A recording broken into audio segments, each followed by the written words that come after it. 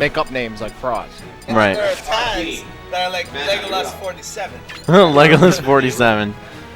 Or Random Ike Main 113. Or Doom. Or Doom. Shittiest tag. But Juice Doom is awesome, so like, you know, good thing I'm in Juice Gaming, otherwise I would hate myself. Alright, Meta Knight versus Falco.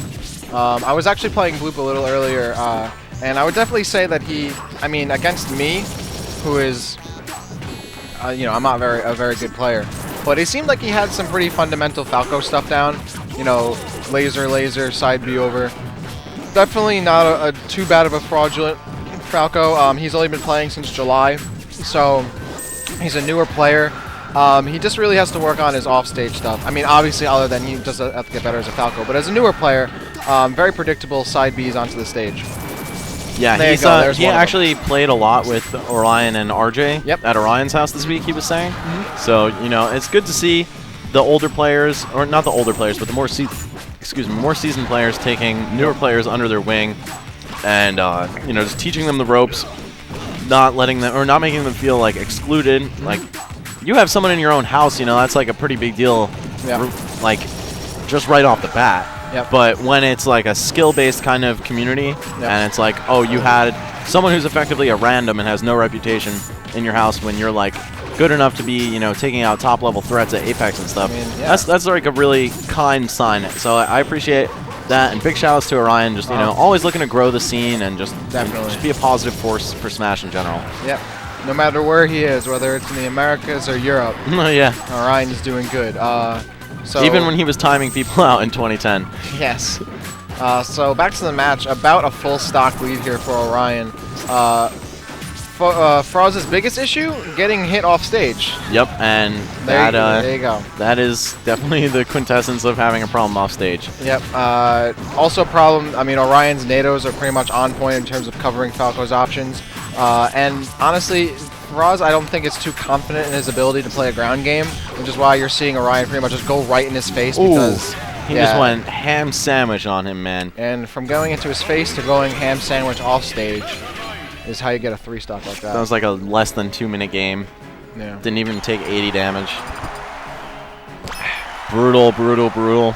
Orion is really coming into his own lately, too. He took out DEHF at Apex, like we were saying before. Yeah, like, it's really good, man. And he's really good against Falco, as we were, you know. Ironically, as I just mentioned, well, not even ironically, but, like, coincidentally, I just mentioned him beating DHF, and now, you know, like a new Falco, a less seasoned Falco should be no trouble for him, and he is making short work of this kid. And New York, New Jersey actually has some Falco to it. I know Keitaro has, you know, whenever, I guess, Bleachigo plays, I don't know. So Falco is definitely not unfamiliar in New York, New Jersey, and definitely not unfamiliar to Orion.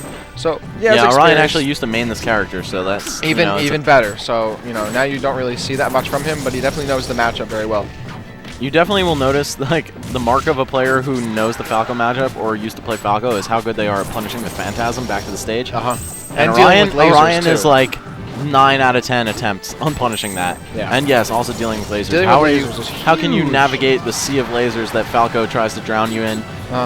Especially on a stage like Battlefield where you know you're able to put lasers below those platforms. It's super hard to avoid them without getting screwed up in terms of how your approach goes. Right, you get one above the platform, one below it, and it's like, whoa, you know, now my approach is really super telegraphed. Yep.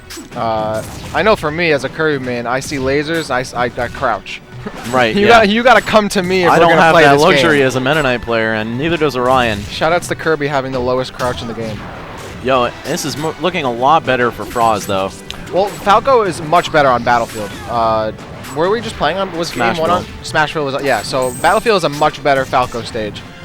So that'll definitely help in the matchup. However, again, Orion's matchup knowledge is way outweighing, you know, Froz's ability to actually play Meta Knight. So yeah, Froz he's starting to pull it together though. This is much closer than the previous game. He's already done more damage with 1.5 stocks than he did with 3 last time. So.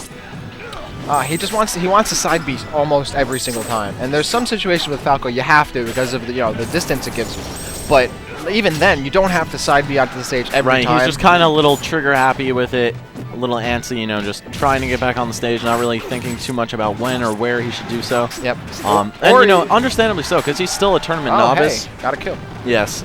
got the run up down smash or up smash after Orion whiffed the down tilt. You know how I want to see? I want to see Mana versus Froz because I'm rooting for Mana at this tournament. Well, I mean, I think Froz would take it, but that's yet to be seen. Yet to be seen. Actually, no. I am fairly sure. I think Mana is sandbagging all of us, and then is actually a godlike Pikachu Kirby.